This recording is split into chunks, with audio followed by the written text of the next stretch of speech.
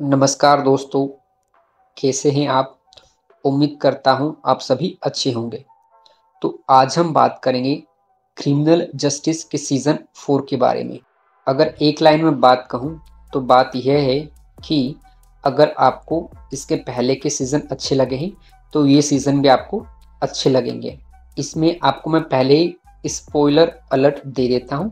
अगर आप इसको शुरू से देखना चाहते हैं तो आप वीडियो को यहीं से स्किप कर सकते हैं, और अगर आपको जानना है इसमें क्या हुआ तो फिर आप इसको पूरा सुन लीजिए। क्योंकि माधव मिश्रा ने जो पिछले केसेस सॉल्व किए थे वो हाई प्रोफाइल केस थे, इसलिए उनका नाम बड़ा हो चुका है। माधव मिश्रा इस सीजन में बड़ी कॉर्पोरेट फर्म को ज्वाइन करते हैं। वो जो कॉर्पोरेट फर्म होती है वो माधव मिश्रा से कहती है कि आपको अगर कोई केस लड़ना है तो आप हमें पूछ के लड़ेंगे। तो इसमें माधव मिश्रा दिमाग और दिल के बीच में दिल की बात सुनते हैं। वहीं हमको देखने को मिलता है कि डॉक्टर नागपाल, जिनकी गर्लफ्रेंड का मर्डर हो गया है जैसा कि ट्रेलर में बताया है, और उनकी वाइफ जो कि वकील है, बट वो अब केसेस नहीं लेती बट केस फॉलो करती है। यानी कि कोई अच्छा केस हो तो उसे देख लेती है कि उसमें क्या हुआ, तो वो सीधे जाती है माधव मिश्रा के पास और इनसे कि हमें आपकी हेल्प चाहिए। वहीं उन दोनों की, डॉक्टर नागपाल की और उनकी वाइफ की एक बेटी होती है जिसको कुछ बीमारी होती है, और उसकी देखभाल कर रही होती है उनकी गर्लफ्रेंड जो कि एक नर्स, और मर्डर उसी का हो। अब उसमें हमको ये भी दिखाया गया है कि वो नर्स डॉक्टर नागपाल को कैसे मिली। तो वो डॉक्टर नागपाल को हॉस्पिटल में मिलती है, क्योंकि वो हॉस्पिटल के अंदर डॉक्टर नागपाल की बेटी का बहुत अच्छे से ध्यान रखती है। तो इसलिए डॉक्टर नागपाल उसको कहते हैं कि आप हमारे घर आ जाइए और हमारी बेटी का ध्यान रखिएगा। वो वहां चली जाती है। फिर डॉक्टर नागपाल और जो उनकी गर्लफ्रेंड है उनके बीच अंडरस्टैंडिंग अच्छी होने लगती है, दोनों की बातचीत अच्छे से होने लगती है, और कहीं ना कहीं ये चीज डॉक्टर नागपाल को उनकी वाइफ से दूर कर देती है। यहाँ पे ये भी दिखा कि डॉक्टर नागपाल और उनकी वाइफ का डिवोर्स नहीं हुआ होता है, वो सिर्फ डिवोर्स के बारे में सोच रहे थे। वो सेपरेटली रह रही होती है पर उसका उनके हस्बैंड से डिवोर्स नहीं हुआ होता। तो रात को उनकी बेटी की बर्थडे पार्टी होती है। वहां पे डॉक्टर नागपाल और उनकी गर्लफ्रेंड के बीच कुछ कहा सुनी होती है, वो चली जाती है, बट ये चीज किसी ने देखी नहीं होती है कि स्टोरी में अभी तक बताया है। फिर डॉक्टर नागपाल जब उठते हैं, सुबह उठने के बाद वो अपनी रनिंग पे जाते हैं। नॉर्मली वो देर से आते हैं पर उस दिन वो जल्दी आ जाते हैं। जब उनके घर पे काम वाली बाई आती है तो वो ये देखती है डॉक्टर नागपाल की गोदी में उनकी गर्लफ्रेंड है, और वो ये कह रहे हैं कि मैं इसे बचा नहीं पाया। वो जैसे ही आती है ये सब देख के वो जोर से चिल्लाती है, और उसे देख के डॉक्टर नागपाल की वाइफ आ जाती है। देन वो उसके बाद सीधा कॉल करती है पुलिस को। पुलिस आती है, डॉक्टर नागपाल को लेके जाती है। उसके बाद वो लेडी पुलिस होती है, उनसे डॉक्टर नागपाल की वाइफ कहती है कि मुझे वहां से कुछ सामान लेना है, मैं ले सकती हूँ, बट इंस्पेक्टर गौरी उसको मना बोल देती है। तब वो बताती है कि वहाँ पे कुछ मेडिसिन है जो मेरी बेटी के लिए बहुत ज़रूरी है। तो वो बोलती है ठीक है, मैं किसी कांस्टेबल को आपके साथ भेज दूंगी, आप वो मेडिसिन ले लेना। फिर वो लोग सोचते हैं कि मर्डर किस चीज़ से हुआ होगा। तो वो देखते हैं रात की जो फोटोज होती है सोशल मीडिया पे, और वो फोटोज जो उन्होंने बाद में मर्डर के बाद ली थी, उनमें से एक अवार्ड मिसिंग है। वो अवार्ड उनको वहाँ दिख नहीं रहा है। वो श्योर होते हैं कि मर्डर इससे हुआ होगा।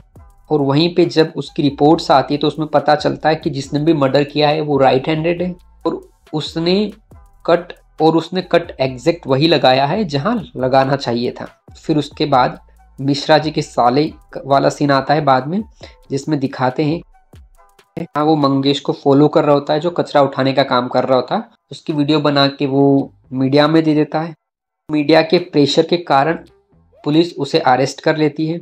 उस केस में से इंस्पेक्टर गोरी के अबो, मतलब वो केस इंस्पेक्टर गोरी से ले लिया जाता है। अब उस केस को लीड करेंगे उसके एक्स हस्बैंड, और वो उनको रिपोर्ट करे। तो इंस्पेक्टर गोरी के हस्बैंड जब आते हैं, वो मंगेश से इंफॉर्मेशन निकालना चाहते हैं, तो वो गुस्से में एक ग्लास मंगेश की तरफ फेंकते हैं। मंगेश उसको अपने लेफ्ट हैंड से पकड़ लेता है। क्योंकि उन्होंने रिपोर्ट सही से पढ़ी होती है तो उनको पता होता है कि जिसने मर्डर किया है वो राइट हैंडेड है, मंगेश तो लेफ्ट हैंडेड है, तो इसके मर्डर करने के चांसेस तो काफ़ी कम है। फिर वो हमें कंफ्यूज करने के लिए बाद में दिखाते हैं कि जो डॉक्टर नागपाल की बेटी जिसको बीमारी है, उसको कभी कभी किसी बात पे बहुत गुस्सा आ जाता है और इस बात की इंक्वायरी करने के लिए माधव मिश्रा नागपाल के दोस्त के पास जाते हैं जो कि उनकी बेटी का इलाज कर रहे होते हैं। तो जब माधव मिश्रा उनसे पूछते हैं कि क्या कभी इस केस में बहुत ज्यादा गुस्सा आ सकता है, तो वो डॉक्टर उन पे गुस्सा हो जाते हैं, कहते हैं कि कैसी बात आप कर रहे हो। अगर आपके क्वेश्चन यहाँ से शुरू हो गए then I am worried about doctor Nagpal. फिलहाल तो जो दिखाया है उसको देख के ये समझ में आता है कि डॉक्टर नागपाल ने जिस हिसाब से गर्लफ्रेंड को लेके या लिपट के बैठे थे, उस बंदे ने तो मर्डर नहीं किया होगा। कोई आएगा या बाहर जाएगा तो उसके लिए सीसीटीवी कैमरे लगे हैं, वहां पे कोई इन्फॉर्मेशन नहीं मिल रही है। अब बच्ची का बता रहे 13 साल की बच्ची का कि उसको गुस्सा आता है, पर मुझे इसके चांसेस कम लग रहे क्योंकि 13 साल का बच्चा किसी का क्या ही मर्डर करेगा। तो चूंकि गुस्से में आ रहा तो जाहिर सी बात है वो सीधा एक कट तो मारेगा नहीं।